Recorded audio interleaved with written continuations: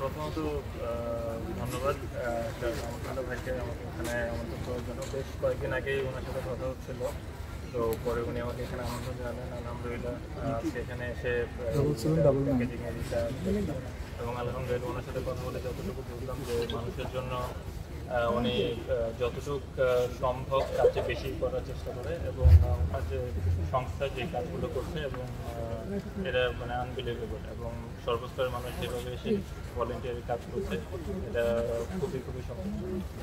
আপনি যেহেতু এসেছেন এরকম উদ্যোগে নিশ্চয়ই আপনারও অংশগ্রহণ থাকবে, সেই বিষয়টা একটু জানতে চাচ্ছিলাম।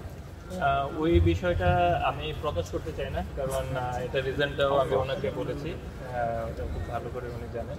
এটা আল্লাহর কাছে জমা থাকবে, এটাই এই এত বড় একটা বন্যা হয়েছে, সাধারণ মানুষও কিন্তু আমরা দেখেছি শুধু মানুষ ঝাঁপিয়ে পড়েছে। আমরা টিএসসি থেকে শুরু করে সবখানে কিন্তু মানুষের যে উপস্থিতি বা এইরকম আগে কিন্তু হয়নি।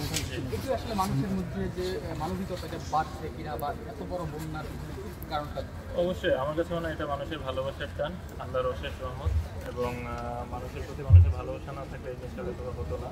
মানুষের যে টান সেটা আমার ভাইও, আরেকজনের ভাইও, সন্তান সন্ততি হোক, সবাই আমরা চাই। তো এই কারণে হয়তো বা এই জিনিসটা হচ্ছে এবং এটা খুবই ইতিবাচক একটা দিক। সর্বোপরি এটা আল্লাহর অশেষ রহমত। এখানে আরেকটু কমপ্লিমেন্ট আছে যে আমরা দেখি যে সারা দেশব্যাপী তো সংগ্রহ হচ্ছে, বিভিন্নভাবে অংশগ্রহণ করছে অনেকেই, কিন্তু আমার কাছে যতটুকু মনে হয়েছে যে আসনা ফাউন্ডেশনে এটা সব থেকে বৃহৎ পরিসরে হচ্ছে এবং সর্বোচ্চ সংগ্রহ হচ্ছে বলে মনে হয়েছে। এইখানে আস্থার কোনো মানে জায়গাটা তৈরি হয়েছে কিনা, আলাদা কোনো আস্থার জায়গা তৈরি হয়েছে কিনা? এটা এক কথায় মানে বলা যায়, কারণ যদি মানুষের আস্থাটা যদি ওই পর্যায়ে না থাকতো তাহলে হয়তো বা এরকম ফান্ড হয়তো রেজ করাটাও কঠিন হয়ে যেত। আমি আবারও বলছি এটা আল্লাহর অশেষ রহমত এবং এটা মানুষের আস্থার একটা প্রতিদানও বলতে পারে।